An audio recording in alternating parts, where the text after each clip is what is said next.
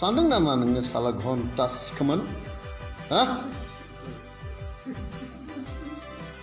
BSc graduate दा नों just BSc graduate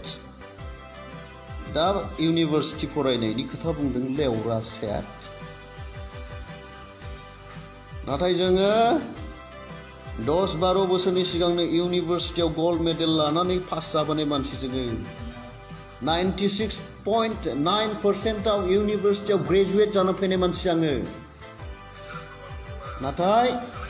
जोङो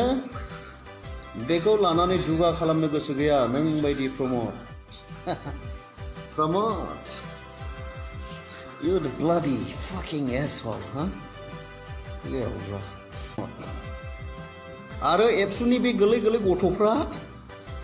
बांद्राय खोथा बाथ्रा बुंनाङा जुदि बिटिआर खौ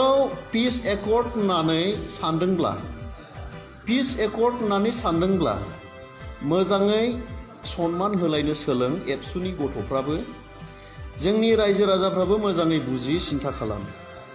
नङाब्ला थांनाय समफोराव जेरैबायदि असान्ति जादोंमोन ना गावजों गाव बुथारलायनाय गावजों गाव थै बोहैलायनाय बेनिफ्राय 3 गुन डाबल जागोन दे